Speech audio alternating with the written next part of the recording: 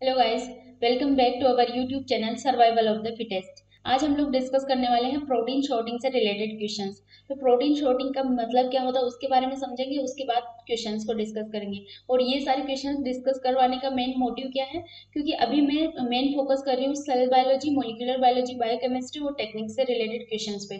Because ये वाले questions आपके जो, अगर आपने साइंटिस्ट बी आईसीएमआर का जो साइंटिस्ट बी का फॉर्म निकला हुआ है, जो वैकेंसी निकली हुई है, उसके लिए अगर आपने फॉर्म फिल किया है तो उसमें भी आपकी ये काफी ज्यादा हेल्प करने वाले हैं। ओके, तो उसके बाद में आपके animal physiology, plant physiology, ecology, evolution and developmental biology से रिलेटेड क्वेश्चंस भी करवाऊंगी। तो आप जुड़े रहिए मेरे साथ और इस वीडियो को एंड तक जरूर देखें, क्योंकि आपका, अगर आपको इस पर्टिकुलर टॉपिक के बारे में पता भी है तो भी काफी सारी चीजें आपको न्यूली आपको सीखने को मिलेगी और आपकी काफी ज्यादा हेल्प होने वाली है इस पर्टिकुलर एग्जाम में। इसके अलावा आपके जो भी अगर आपके जूनियर सीनियर कलीग्स कोई भी हो, फैमिली मेंबर जो इस एग्जाम की प्रिपरेशन कर रहे हो या लाइफ साइंसेज से रिलेटेड किसी भी एग्जाम की प्रिपरेशन कर रहे हैं, उनके साथ ये वीडियो जरूर शेयर करें ताकि उनकी भी हेल्प हो सके। ओके, तो स्टार्ट करते हैं प्रोटीन शॉर्टिंग। प्रोटीन शॉर्टिंग का मेन मतलब क्या होता है? प्रोटीन शॉर्टिंग मीन्स किसी भी प्रोटीन्स को उसकी डेस्टिनेशन तक पहुंचाना, पर्टिकुलर उसकी जो लोकेशन है वहां तक पहुंचाने को क्या बोला जाता है? प्रोटीन की शॉर्टिंग। ओके, और प्रोटीन की टारगेटिंग। तो प्रोटीन मेनली कहाँ पे फॉर्म होती है?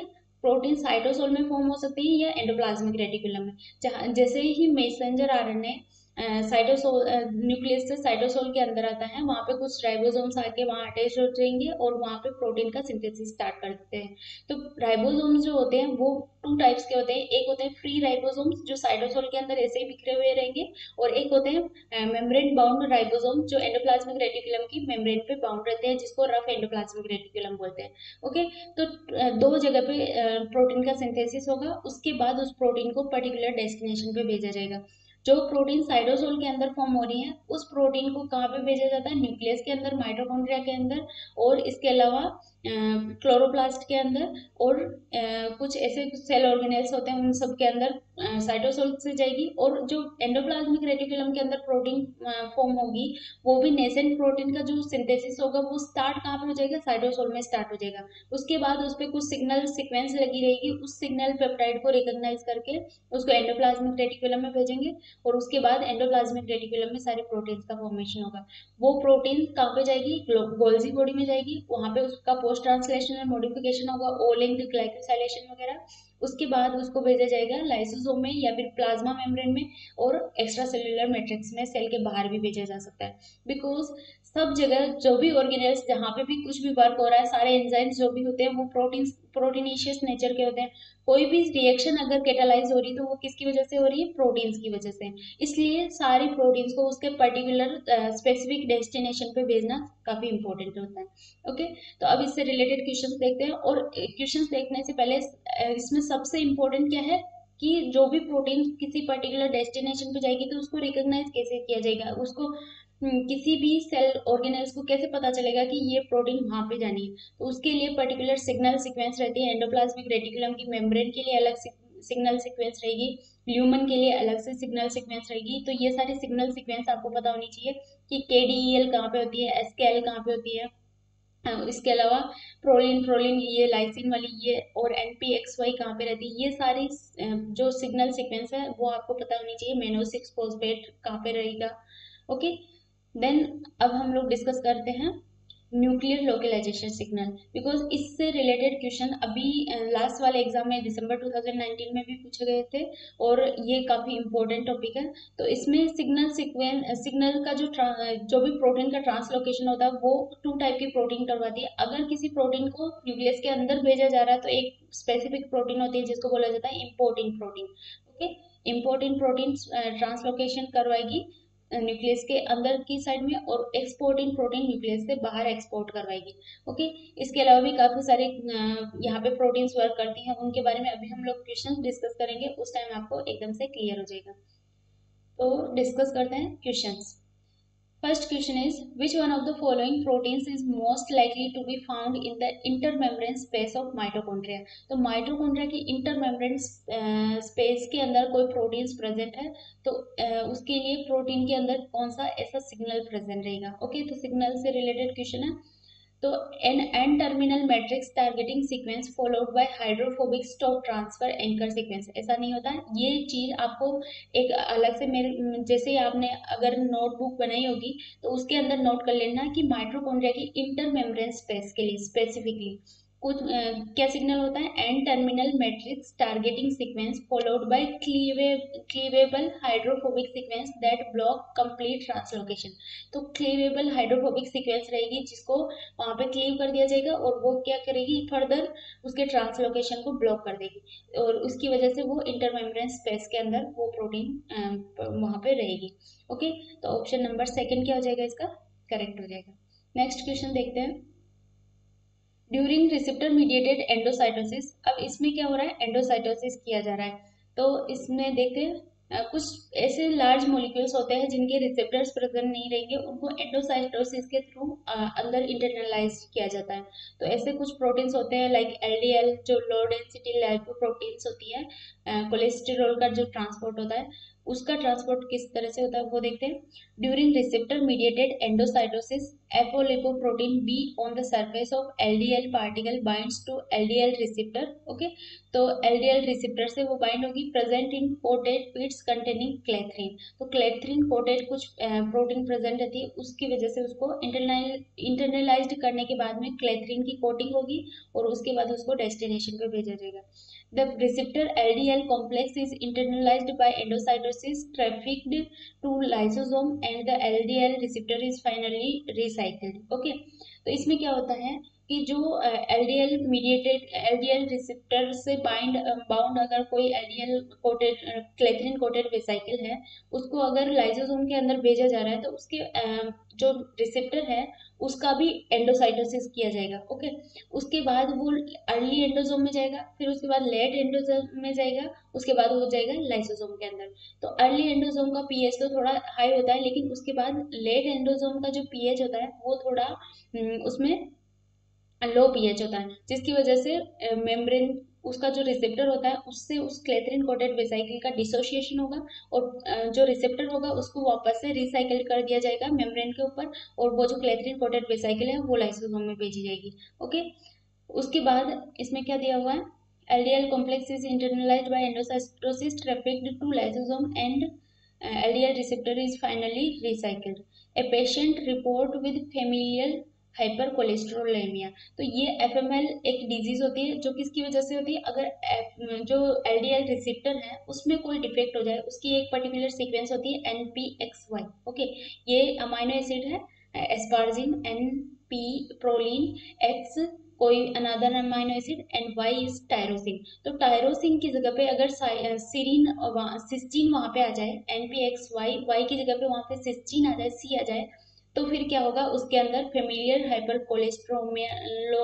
कोलेस्ट्रोलेमिया वाली कंडीशन देखी जाती है। ओके, तो a patient report familial hypercholesterolaemia, this could be due to, तो किसकी वजह से होगा, उसके रिसेप्टर में कोई ना कोई डिफेक्ट हुआ है। तो mutation in LDL molecule, LDL molecule के अंदर एलडीएल मॉलिक्यूल के अंदर कोई म्यूटेशन नहीं हुआ, उसके रिसेप्टर के अंदर म्यूटेशन हुआ। ओके, तो defect in LDL receptor recycling, LDL receptor की रिसाइक्लिंग में कोई डिफेक्ट नहीं होगा, म्यूटेशन इन एलडीएल रिसेप्टर, तो उसके रिसेप्टर के अंदर कोई म्यूटेशन हो जाता है तो उसको क्या बोला जाता है, फेमिलियर हाइपरकोलेस्ट्रोलेमिया। ये वाला ऑप्शन यहाँ पे रॉन्ग दे दिया है, ऑप्शन नंबर थर्ड इसका क्या होगा, करेक्ट होगा। ओके, ऑप्शन नंबर थर्ड इसको कंसिडर करना यहाँ पे।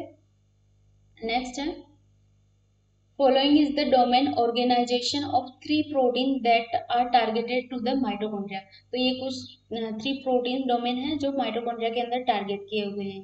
तो मेच्योर प्रोटीन ये वाली प्रोटीन है, इसमें क्या दिया हुआ है, matrix protease cleavage side, matrix protease cleavage side, it means ये वाली प्रोटीन डेफिनेटली मैट्रिक्स के अंदर जाने वाली है, माइटोकॉन्ड्रिया के मैट्रिक्स के अंदर। उसके बाद matrix protease cleavage site present है, उसके साथ साथ इनर मेम्ब्रेन प्रोटीएज साइट भी है और उसके बाद हाइड्रोफोबिक रीजन है। इट मीन्स ये हाइड्रोफोबिक रीजन क्या दिखाता है यहाँ पे कि ये वाली जो प्रोटीन है वो इनर मेम्ब्रेन के अंदर प्रेजेंट रहने वाली है। ओके, क्योंकि मेम्ब्रेन के अंदर प्रेजेंट रहेगी तभी यहाँ पे हाइड्रोफोबिक रीजन प्रेजेंट है। और नेक्स्ट है interact with outer membrane import port, अगर वो आउटर मेम्ब्रेन के साथ में अटैच्ड है और इसका मतलब वो क्या होगा, इनर मेम्ब्रेन स्पेस के अंदर प्रेजेंट रहेगी। ओके, तो इसके according based on the domain organisation in the above figure and assuming the left box to be having the mitochondrial sorting signal, left box क्या कर रहा है, के पास क्या है, माइटोकॉन्ड्रियल शॉर्टिंग सिग्नल प्रेजेंट है। Predict the most likely subcompartment of the mitochondria in which the protein will be found, तो कहाँ पे फाउंड होगी, a protein must be matrix के अंदर, सेकेंड वाली हाइड्रोफोबिक रीजन की वजह से इनर मेम्ब्रेन के अंदर, और थर्ड वाली इनर मेम्ब्रेन स्पेस के अंदर। तो ऐसा कौन सा ऑप्शन है, ए में मैट्रिक्स, बी में इनर मेम्ब्रेन और C is intermembrane space, ये बिल्कुल करेक्ट हो जाएगा। Option number first is the correct answer. Next question is given below are organelles and properties associated with organelles, तो ये कुछ ऑर्गेनेल्स हैं और उसके प्रॉपर्टी दी हुई है। ओके, तो लाइसोसोम, लाइसोसोम के लिए सिग्नल क्या होगा, मेनो6 फॉस्फेट रिसेप्टर, मेनो6 फॉस्फेट रिसेप्टर ही लाइसोसोम के जो प्रोटीन्स होते हैं उसको रिकॉग्नाइज करेंगे। ओके, तो ए मस्ट बी 4, ए का 4 हो जाएगा, ए का 4 कहाँ पे दे रखा है, फर्स्ट में दे रखा है और फोर्थ में दे रखा है। उसके बाद सिस गोल्जी, सिस गोल्जी, ट्रांस गोल्जी और कोप सेकंड वेसाइकिल और एंडोफाइटिक वेसाइकिल्स। ओके, तो एंडोफाइटिक वेसाइकिल, एंडोसाइटिक वेसाइकिल के बारे में हमें पता है, क्लैथरीन कोटेड वेसाइकिल होती है। तो ई का सेकंड हो जाएगा, ई का सेकंड फिर इसी में दे रखा है, तो फर्स्ट ऑप्शन हमारा करेक्ट हो जाएगा। इसके अलावा भी देख लेते हैं कोप सेकंड वेसाइकिल क्या होती है, अगर एंडोप्लाज्मिक रेटिकुलम से गोल्जी में अगर किसी प्रोटीन को भेजा जा रहा है तो वो किससे कोटेड वेसाइकिल होगी, कोप सेकंड कोटेड वेसाइकिल होगी। ओके, कोप सेकंड एक प्रोटीन है, उससे कोटेड वेसाइकिल क्या होती है, एंडोप्लाज्मिक रेटिकुलम से गोल्जी में ट्रांसफर की जाती है। अगर गोल्जी से वापस एंडोप्लाज्मिक रेटिकुलम में आ रही है तो उसको क्या बोलेंगे, कोप फर्स्ट वेसाइकिल के थ्रू आएगी। ओके, उसके बाद सिस गोल्जी, कोप सिस गोल्जी में क्या हो जाएगा, यहाँ पे देख सकते हैं बी का थर्ड, बी में क्या है, कोफ फर्स्ट वेसाइकिल बडिंग, तो सिस गोल्जी के अंदर कोफ फर्स्ट वेसाइकिल की बडिंग होगी और वो कहाँ पे आ जाएगी, वापस से एंडोप्लाज्मिक रेटिकुलम में। और ट्रांस गोल्जी में क्या हो जाएगा, यहाँ पे प्रोटीन एग्रीगेट फॉर सिक्रेशन, तो सिक्रीटरी प्रोटीन, सिक्रीटरी पाथवे बोला जाता है, एंडोप्लाज्मिक रेटिकुलम से गोल्जी में जाएगा और उसके बाद गोल्जी से वो फर्दर जहाँ पे भी वहाँ एग्रीगेट होगी, प्रोटीन का एग्रीगेशन होगा, एंड देन वहाँ से लाइसोसोम या फिर प्लाज्मा मेम्ब्रेन या फिर उससे भी सेल के आउटर साइड में वहाँ कहाँ से भेजा जाएगा, ट्रांसगोल्जी से। तो ट्रांसगोल्जी का क्या हो जाएगा, protein aggregate for secretion. Okay, और कोप सेकंड में साइकिल का तो हो गया है। तो ये सारे क्वेश्चंस क्या हो जाएंगे, कोप सेकंड में साइकिल क्या है हमारा, anterograde transport from endoplasmic reticulum to Golgi. Okay, endoplasmic reticulum से गोल्जी में जाती है कोप सेकंड और गोल्जी से एंडोप्लाज्मिक रेटिकुलम में लाती है वापस से COP first. Option number first क्या हो जाएगा, करेक्ट। ये ईयर वाइज आप देख सकते हो, दिसंबर 2017 का क्वेश्चन है, इनके सारे क्वेश्चंस के साथ में ईयर मेंशन किए हुए हैं। नेक्स्ट है the peripheral sorry the principal pathway for transport of lysosomal hydrolysis from the trans-Golgi to the late endosome, अभी मैंने जो कॉन्सेप्ट बताया था वही कॉन्सेप्ट इसमें बताया हुआ है कि अगर जो लाइसोसोमल जो प्रोटीन्स होती हैं उसको अगर ट्रांसपोर्ट किया जा रहा है तो उसके अंदर जो उसके रिसेप्टर्स से अगर वो प्रोटीन्स बाइंड है तो रिसेप्टर से प्रोटीन का डिसोसिएशन कब होगा, जब वो लेट एंडोसोम के अंदर पहुंचेगी तब। ओके, तो Golgi network to the late endosome, जहाँ आपका पीएच दे रखा है 6 और गोल्जी नेटवर्क का पीएच कितना है 6.6, एंड द रिसाइकलिंग ऑफ मेनो6 phosphate receptor back to the Golgi depend on the pH difference between those two compartments. Okay, pH difference के बेस पे उसको रिसाइकलिंग की जाती है। From what you know about mannose-6 phosphate receptor binding and recycling and the pathway for delivery of materials to lysosomes, predict what would happen if the pH of late endosome was raised to 6.6। अगर late endosome के pH को अगर increase कर देंगे तो वहाँ पे क्या होगा, रिसेप्टर और वो जो लाइसोसोमल प्रोटीन थी उसका डिसोसिएशन नहीं हो पाएगा। तो फिर क्या होगा, यहाँ पे देख सकते हैं मेनो6 phosphate will bind to hydrolysis but will not release the hydrolysis in the late endosome, ऐसा कुछ नहीं होगा। इसका करेक्ट आंसर क्या होगा? At higher endosomal pH the receptor would not release the hydrolases जो भी एंजाइम्स हैं उनको रिलीज नहीं कर पाएगा receptor, and could not be recycled back to the trans Golgi network, और रिसेप्टर की रिसाइकलिंग भी वहाँ पे नहीं होगी क्योंकि वहाँ पे पीएच ज़्यादा है तो उनका डिसोसिएशन होगा ही नहीं। तो ऑप्शन नंबर थर्ड क्या हो जाएगा? करेक्ट हो जाएगा। Next question is presence of the nuclear localization signal in a steroid receptor indicate that the receptor reside। तो जो सॉरी स्टीरोइड रिसेप्टर्स जो भी होते हैं वो क्या होते हैं? प्लाज्मा मेम्ब्रेन को, जो भी मेम्ब्रेन होती है उसको क्रॉस कर सकते हैं, जिसकी वजह से उसके जो रिसेप्टर होते हैं या तो साइटोसोल के अंदर प्रेजेंट रहेंगे या फिर न्यूक्लियस के अंदर प्रेजेंट रहेंगे। मेनली उसके स्टीरोइड रिसेप्टर प्रेजेंट रहते हैं साइटोसोल के अंदर। ऑप्शन नंबर 4 क्या हो जाएगा हमारा? करेक्ट हो जाएगा। नेक्स्ट क्वेश्चन है ए null mutation is created in a gene which is responsible for specific phosphorylation at 6th carbon position of mannose and acid hydrolysis occurring in cis Golgi। Okay, ये कुछ information दे रखी है, तो इस information के according ये सारी इन्फॉर्मेशन जो भी क्वेश्चंस में दी हुई रखते हैं उसी से रिलेटेड वापस से क्वेश्चन पूछे जाते हैं। तो ये क्वेश्चंस में दी हुई इन्फॉर्मेशन भी आपके लिए इंपॉर्टेंट है, इसको भी नोट डाउन कर सकते हो। तो the following statement are given towards explaining the effect of this mutation।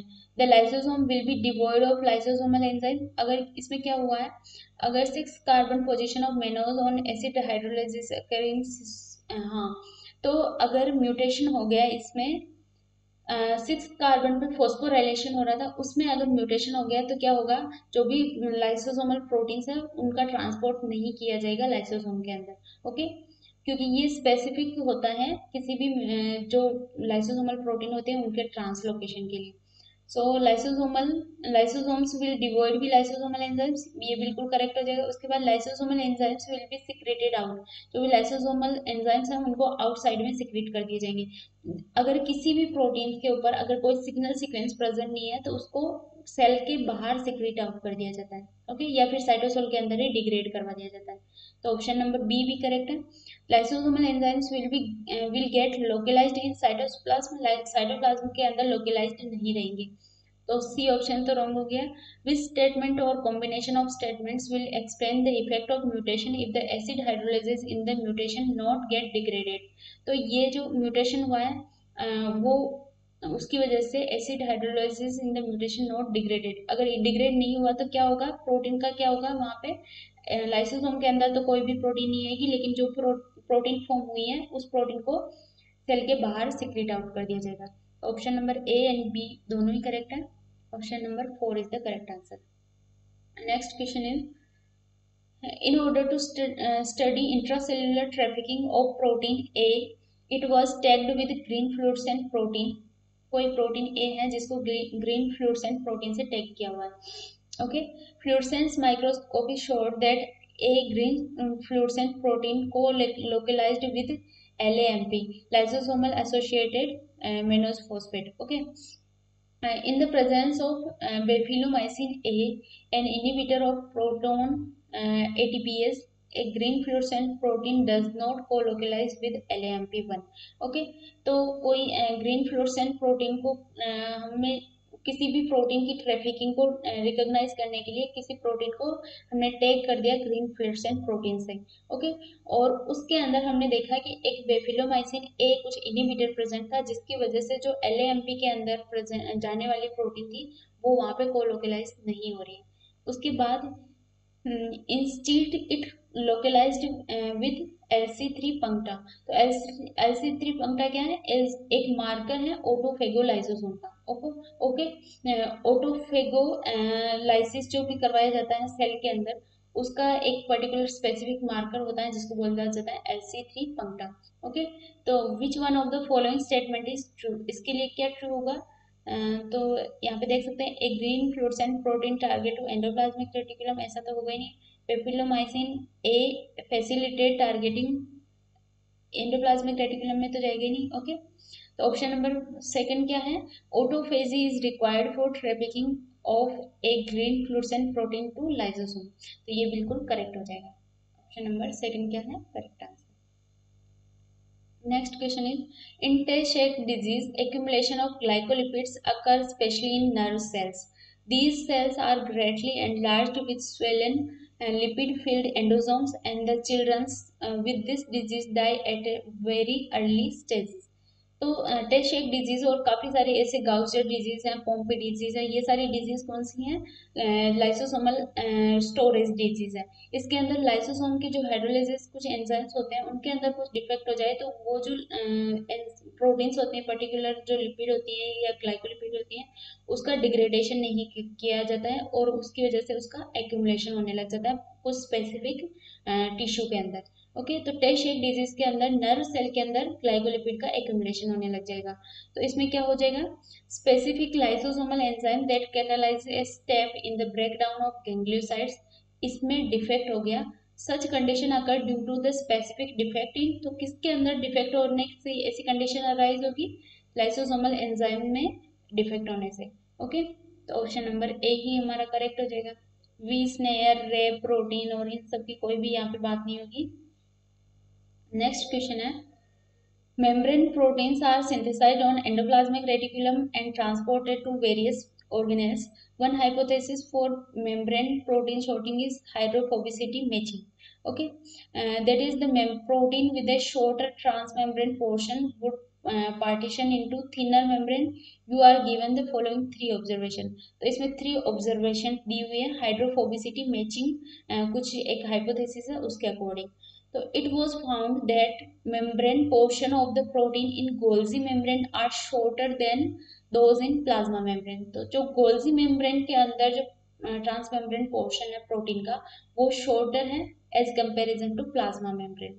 Okay, उसके बाद presence of cholesterol increase the thickness of the bilayer. Cholesterol क्या करता है? इसकी थिकनेस को इंक्रीज करता है। ओके, उसके बाद the phospholipid composition of Golgi and plasma membrane are same. Phospholipid का कंपोजिशन है गोल्जी और प्लाज्मा मेम्ब्रेन के अंदर वो तो सेम है, लेकिन जो प्रोटीन की सीक्वेंस पोर्शन है ट्रांसमेम्ब्रेन पोर्शन वो गोल्जी के अंदर थोड़ा कम है as comparison to plasma membrane. Okay, तो इसके अकॉर्डिंग हमें क्या प्रिडिक्ट करना है? करेक्ट स्टेटमेंट देखना है। तो protein in plasma membrane have longer transmembrane portion than protein in Golgi membrane. ये तो बिल्कुल करेक्ट हो जाएगा क्योंकि इसमें खुद में ऑप्शन में दिया हुआ इन सारे स्टेटमेंट्स के अकॉर्डिंग ही दिखाई दे रहा है कि प्लाज्मा मेम्ब्रेन के अंदर लॉन्गर पोर्शन ट्रांसमेम्ब्रेन पोर्शन है। Okay, protein in Golgi membrane have longer transmembrane portion than protein in plasma membrane, ऐसा तो दे ही नहीं रखा है। उसके बाद protein of both Golgi and transmembrane have length of same length of transmembrane portion, ऐसा भी नहीं होगा। Cholesterol is more in Golgi than in plasma membrane, तो गोल्जी के अंदर तो कोलेस्टेरॉल होते नहीं, वो मेनली प्लाज्मा मेम्ब्रेन के अंदर होता है। तो ऑप्शन नंबर फर्स्ट ही यहाँ पे क्या हो जाएगा? अप्रोप्रिएट आंसर हो जाएगा। Next question is you are following the intracellular sorting of an integral plasma membrane protein in a living cell।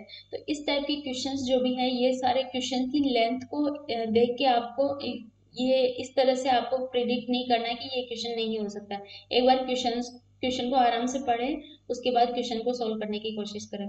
और इसका एक सही से फॉर्मूला है कि आप इसके जो ऑप्शंस हैं उनको देख लें एक बार, और इसकी जो नीचे वाली लाइन है उसको भी एक बार देख लें, क्योंकि कई बार क्या होता है पूरा एक्सपेरिमेंट दिया हुआ रहता है और उसमें पूछा कुछ सिंपल सी चीज पूछी हुई होती है। ओके, तो इस वाली लाइन को, in which one of the following fraction will you expect the immunoprecipitation with the specific antibody, इसका मतलब हमें ये पूरा पढ़ना पड़ेगा, उसके बाद हम लोग प्रेडिक्ट कर पाएंगे इसको। लेकिन अगर कोई एक्सपेरिमेंटल क्वेश्चन है, कोई इन्फॉर्मेशन बेस्ड क्वेश्चन है, इन्फॉर्मेशन दे रही है उसके बाद कुछ हमें देखना है, तो अगर वो इन्फॉर्मेशन आपको पहले से ही पता है तो उसमें टाइम वेस्ट नहीं करना है एग्जाम के अंदर।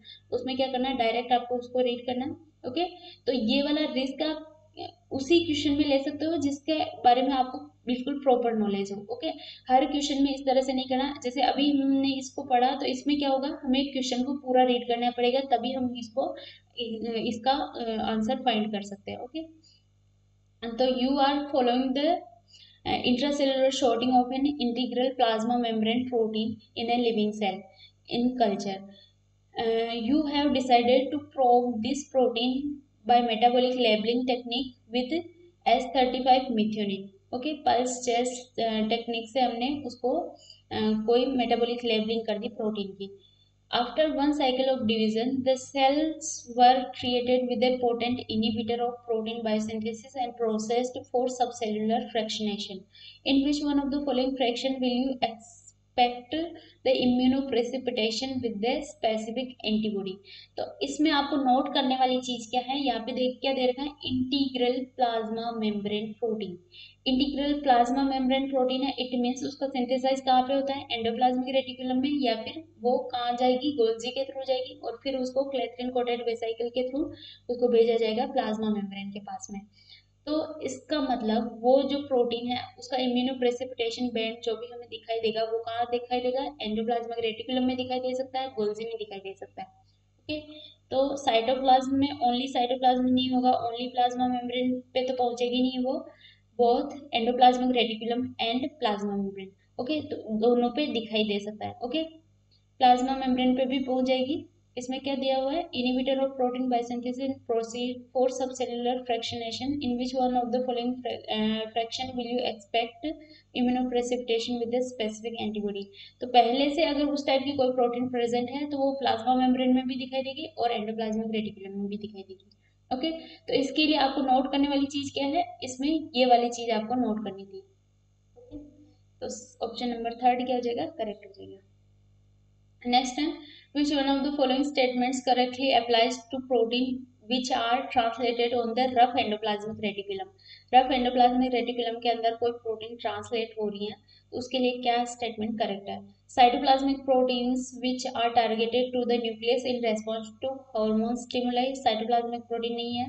Proteins targeted to lysosome, plasma membrane and cell exterior, ये बिल्कुल करेक्ट हो जाएगा। उसके बाद proteins which are targeted to the nucleus through the endoplasmic reticulum, nucleus में जो प्रोटीन का टारगेटेड होती है प्रोटीन वो कहाँ से होती है, साइटोसोल से होती है, तो ये भी रॉन्ग हो जाएगा। All proteins will be target which get targeted to peroxisome, peroxisome में कहाँ से जाती है, साइटोसोल से। ऑप्शन नंबर सेकंड क्या हो जाएगा, करेक्ट हो जाएगा हमारा। Next is the tetrapeptide KDEL is also known as a retrieval signal of several newly synthesized proteins. This process is mediated through specific receptor KDEL interaction. तो कुछ specific receptor होता है इसका। KDEL क्या है, ट्राई पेप्टाइड है, lysine, aspartic acid और glutamic acid और ल्यूसीन। ओके, ये सारे अमाइनो एसिड की सीक्वेंस है। Any single amino acid change in this tetrapeptide is not allowed in turn to of its binding its receptor। अगर इन चारों amino acid में से किसी एक में भी डिफेक्ट हो गया तो ये सारे उस पर्टिकुलर रिसेप्टर से बाइंड नहीं हो पाएंगे। Okay, and its subsequent retention in specific organelles whereas secretory proteins are devoid of such tetrapeptide. जो अगर इसकी बाइंडिंग नहीं होगी तो रिसेप्टर कहाँ पे रहेगा, जहाँ पे पहले से प्रेजेंट था। तो हमें पता है KDEL क्या है, KDEL एक सिग्नल सीक्वेंस होते हैं फॉर एंडोप्लाज्मिक रेटिकुलम ल्यूमन के लिए, और उसका जो रिसेप्टर होता है वो कहाँ पे होता है, गोल्जी मैट्रिक्स में। ओके, सिस गोल्जी में वो उसका रिसेप्टर प्रेजेंट रहता है।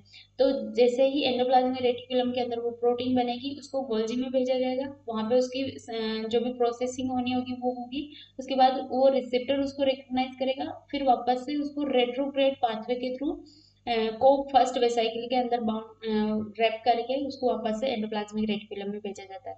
ओके, तो from this observation indicate the localization of the receptor of this tetrapeptide.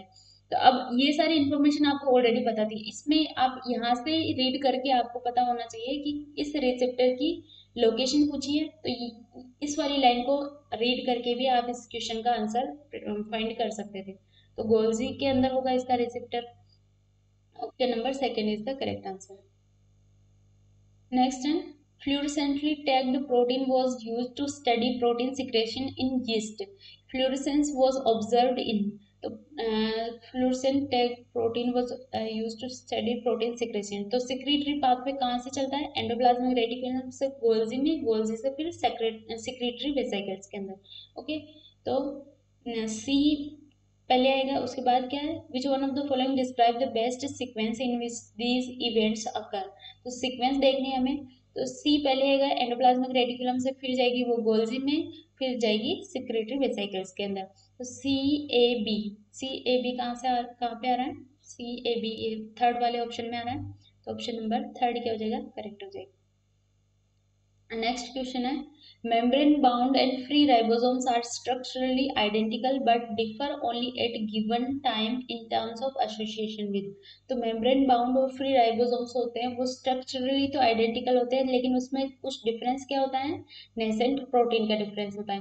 क्योंकि जो नेसेंट प्रोटीन उसमें फॉर्म हो रही है वो अगर एंडोप्लाज्मिक रेटिकुलम की है वो मेम्ब्रेन बाउंड राइबोसोम्स वाली प्रोटीन है, तो वो एंडोप्लाज्मिक रेटिकुलम के अंदर आ जाएंगे। और अगर वो अलग वाली प्रोटीन है, साइटोसोलिक प्रोटीन है, तो वो वहीं पे रहेंगे। ओके, तो वो मेन डिफरेंस होता है राइबोसोम के अंदर। ऑप्शन नंबर 4 क्या हो जाएगा हमारा करेक्ट आंसर हो जाएगा। Next question is which one of the following describe the primary function of flippase. तो फ्लीपेज फ्लोपेज का तो फंक्शन हमने देखा ही था। अगर आपने ये सारे वीडियोस नहीं देखे हैं सेल बायोलॉजी से रिलेटेड, मैंने पूरा अच्छे से डिस्क्राइब कर रखा है कि सेल का के अंदर कौन कौन से ऑर्गेनेल्स प्रेजेंट रहते हैं, सेल में और प्रोकैरियोटिक यूकैरियोटिक सेल में क्या डिफरेंस होता है। क्योंकि ये बेसिक चीजें जब तक आपको पता नहीं होगी तब तक ये हाई चीजें समझ में नहीं आने वाली।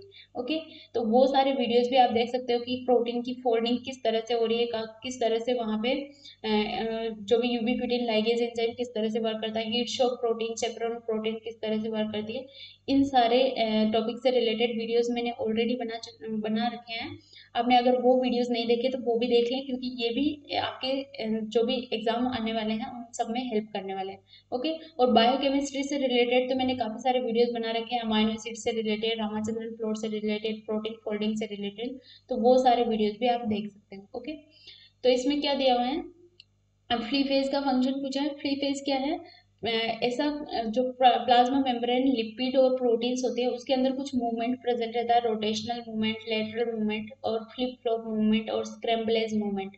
ओके, तो फ्ली फेज क्या करता है, आउटर साइड में अगर कोई प्रोटीन कोई लिपिड प्रेजेंट है तो उसको इनर साइड में लाने का काम करता है फ्ली फेज एंजाइम। ओके, तो क्या करेगा ये, move certain phospholipid from one lip left of the membrane to another, ये करेक्ट है।